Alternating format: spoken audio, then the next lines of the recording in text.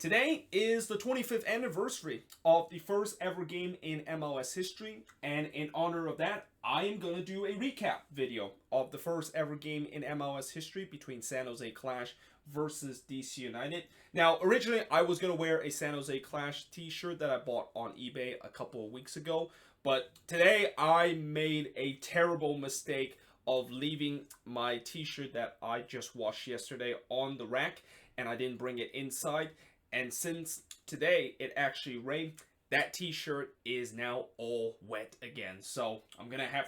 to dry it again on the rack, and that is actually currently drying on the rack right now. And therefore I cannot wear that t-shirt in this video, which is such a shame, because that was really one of the reasons why I bought that t-shirt in the first place, because I can wear it during the time when I am going to do a recap of the first ever game in MLS history. So instead, I decided to wear a San Jose Earthquakes 2016 away kit, and I decided to wear this because the San Jose Clash, before they changed their name back to the San Jose Earthquakes, that is exactly the case. So yeah, in terms of the starting 11 in this game, before we get into the starting 11, I actually watched the stream today where the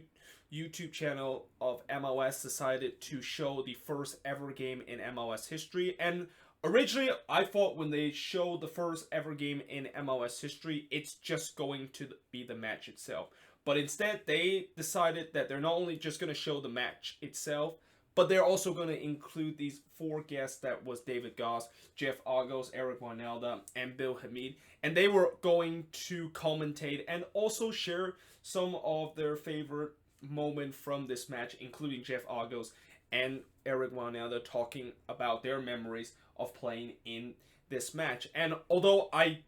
understand that MLS is trying to do this because they want fans to not only watch this classic match, but they also want fans to kind of hear the perspective of some of the players or one of the team that was involved in this match. But now the other guest is currently the player of that team that was involved in this classic match, to kind of hear their perspective too. I am not necessarily a fan of that, and I'm pretty sure a lot of people do not like this and feel like MLS should just go back to what it was when they start showing classic match, since this whole coronavirus outbreak has happened, which is just show the match itself. And unfortunately, that is not going to be the case for the next couple of classic match, because I know in the next couple of classic match they are going to once again bring in some guests that either play in those games or actually involved in that match to basically do commentating and their perspective in terms of the classic match. And I just hope that eventually MLS will actually listen to the fans and say that this is probably not a great idea, and that they should just show the match itself. And especially the fact that, when they showed the match itself, they didn't even have a very high volume in terms of the match, and that I couldn't even hear of what was going on and what the commentator was saying during the match. And in these recap matches or these classic matches that I do, I heavily rely on the commentator in terms of actually writing down some notes in terms of what happened, because most of these players I did not grow up actually watching them play, and especially in this match, I didn't even grow up when this match was taking place. So I really need the commentator to heavily rely on who exactly is handling the ball and who exactly is actually shooting toward goal. But because of the fact that the volume of the stream was so low and I can barely hear the commentator saying that, I actually had multiple times where I actually have to go up to Google, and I just kind of rely on the number on their shirt and just kind of had to Google to see who exactly that player is. And that's something that I probably should not have to do, if the stream of the game is much more louder volume. But I guess the reason why they put it in such a low volume is because they also have the commentators there, and they don't want the game to have such a loud volume that they wouldn't even hear what the commentator said. But if that is the case, then why don't you just get rid of all the commentator and all the guests that was kind of commentating this match and actually just show the match itself. But either way, going back to the starting 11 for both of these teams. Now, both of these teams play in a 4-4-2 formation, and from what I remember in the stream, I'm not quite sure if it was. I think it was one now that actually said this. This was actually not supposed to be the starting 11 of the first ever game, and that they didn't even know that this was the starting 11 of the first ever game that they were going to be playing until literally 24 hours before this match begins. But in terms of the starting 11 for the Clash, we have Tom Liner as the goalkeeper, Troy Dyack, John Doyle, Michael Imanaldo, Tim Martins as the defender. Then you got Paul Bravo, Ben Ruha, Victor Melia, Jorge Rodas, and Jeff Backcher, I think that's how you pronounce, as the midfield of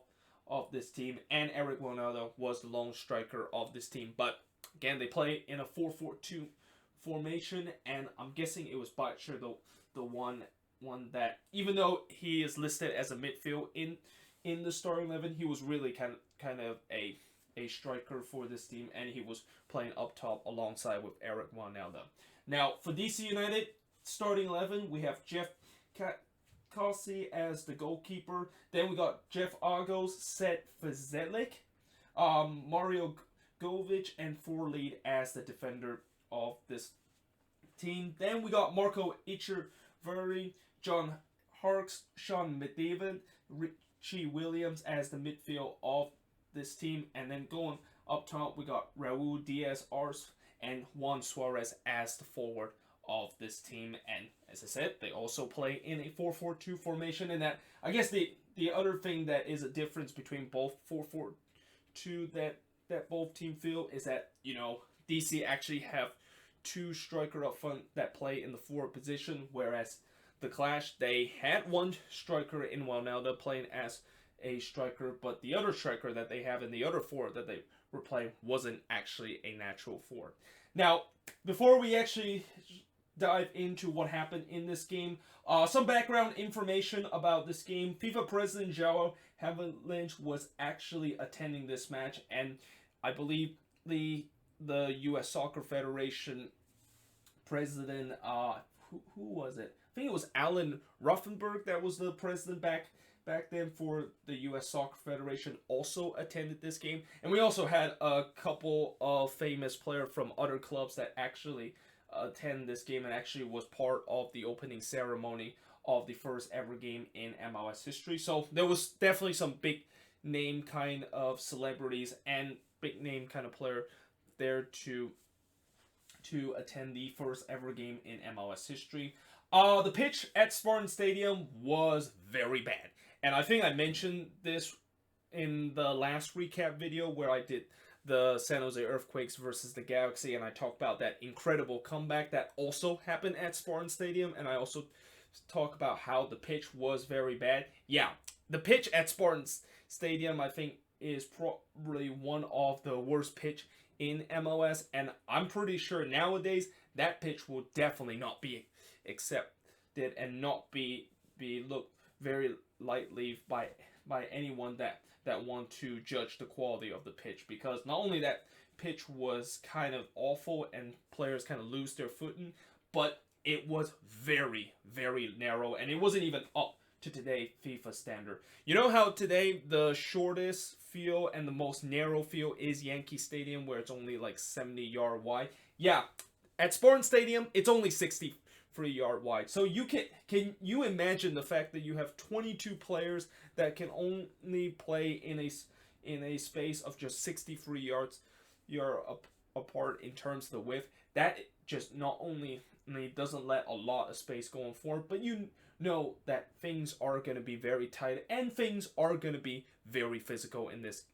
game. The other thing that I also want to mention is that the clock actually count down with no stoppage time, and this was the case in the early days of MLS, and I think I kind of go over that when I did the 1996 MLS season recap, where this was one of the rules where MLS back then, they didn't had stoppage time, and that if there was a goal that was scored or if there's an injury that was happening during the game, they would just stop the clock. But once that clock ran to 0, that means the game is either over or we are into halftime. And I guess the good thing about this is that fans will actually know when the game stopped. I mean, nowadays, a lot of fans know that the game would eventually come to an end, but they don't know exactly how much stoppage time happen in games. And there's been multiple games I've seen in MLS where they might say that there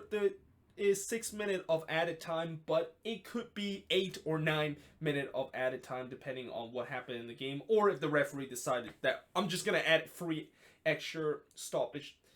minute into stoppage time for no reason whatsoever, and it just drives so many fans crazy. But with this kind of rule, with no stoppage time going whatsoever, at least fans will understand that when the game is officially over. And I also remember back in the stream today, I think it was Chef Agos mentioned that a lot of players actually look at the clock and keep an eye on how many minutes left in this game. Nowadays, you don't see that happen very often because even though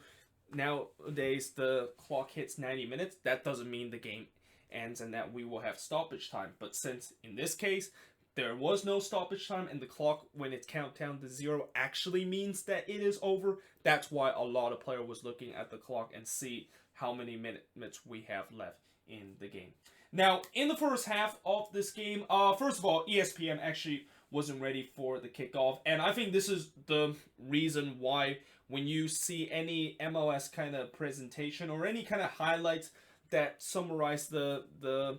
history of MLS, they would never show footage of the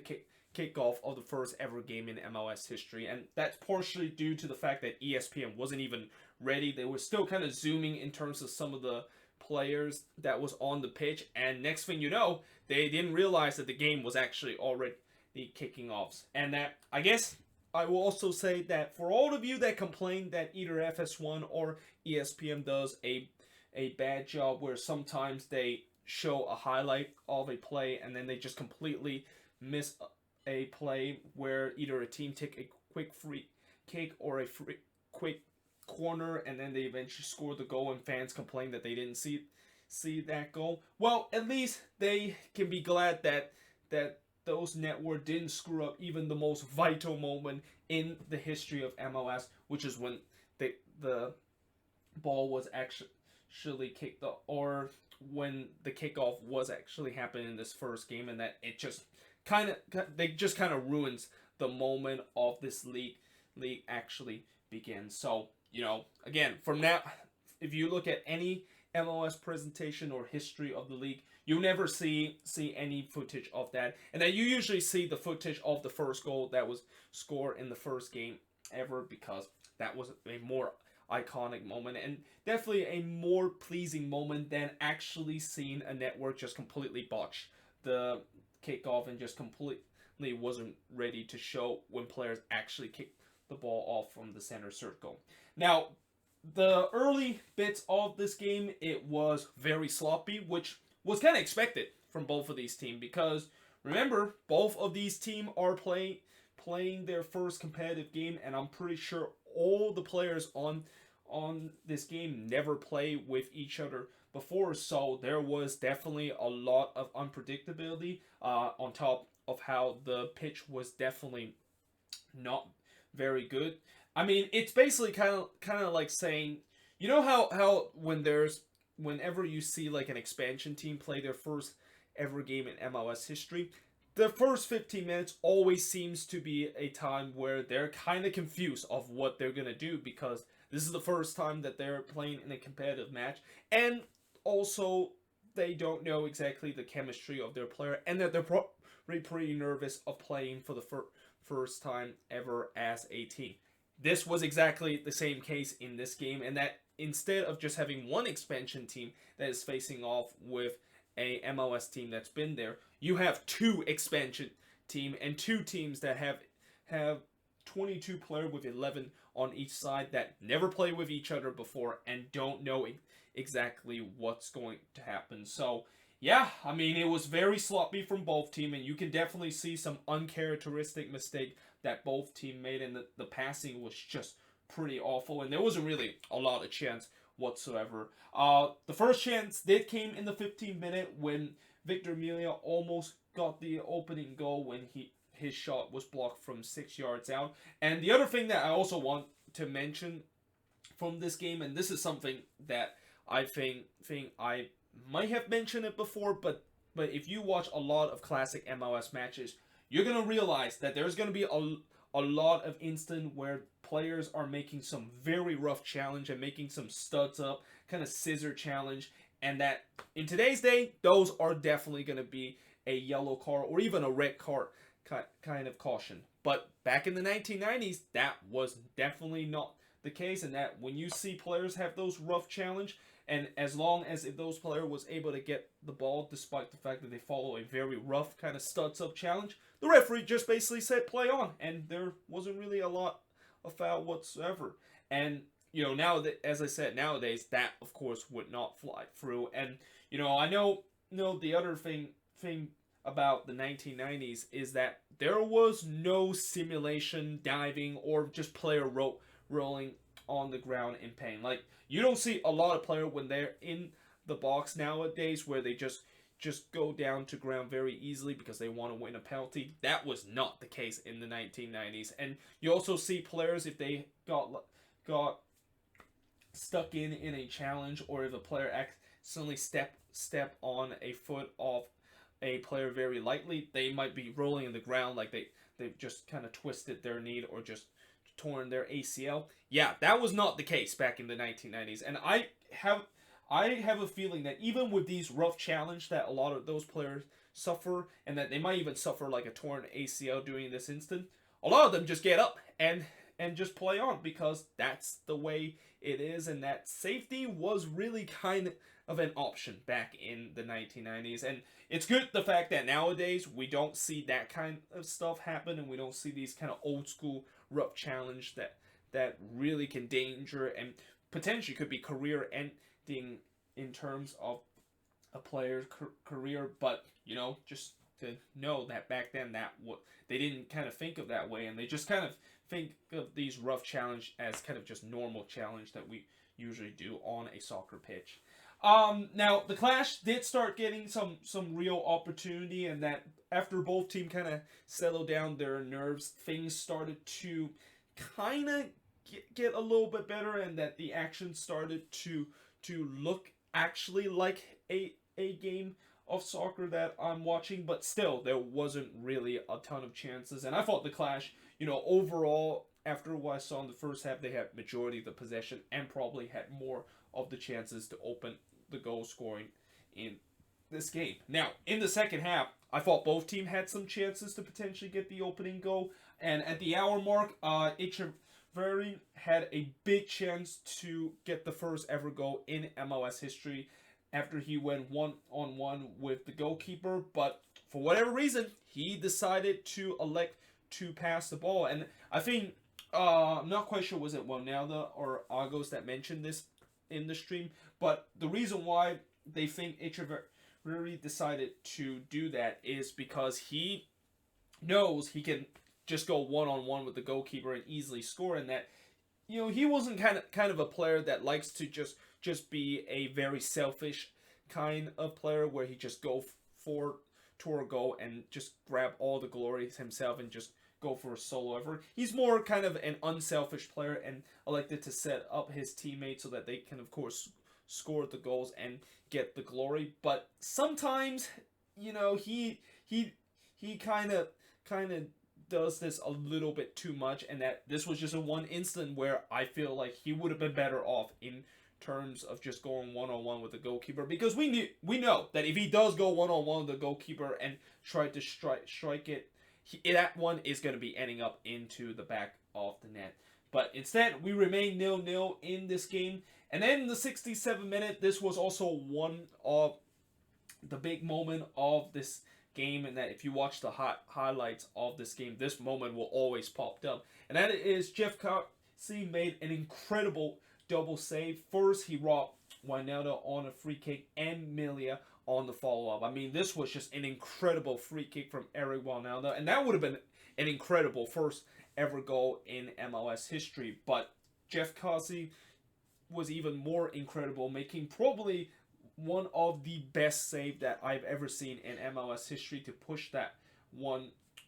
toward the post. And then what's even more impressive is that after he made that incredible save, the ball actually bounced right back to Victor Melia, who could have easily just slots it home in, but instead, see with a cat-like reflexes, immediately gets up and made a second save to deny Melia of getting the first ever goal in MLS history. And yeah, that was just an absolute incredible goal. And I know, even though the volume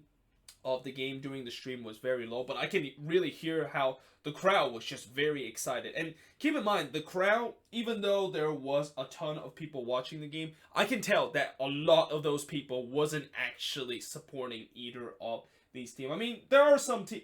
fans that does support the Clash, but they're not like hardcore kind of fans that just want to support their team. And it's evidence that when Cossey made this double save, like everybody in the stadium was just clapping and cheering because he made an incredible double save. Nowadays, you probably will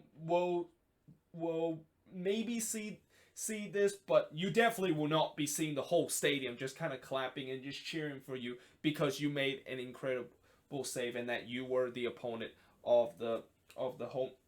team fans. But again, back then, these were kind of the fans that was just happy to be there to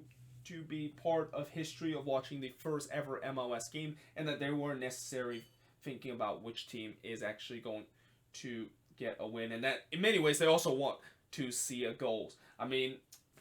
I also remember during the stream that I think Agos mentioned how the reason why the shootout was introduced wasn't really just because they don't want to alienate the fans, think that if the game ends in a tie after 90 minutes, it just ends in a tie and nothing of course happened. But instead they think that the reason why the shootout was implemented is because that will give a chance for fans to actually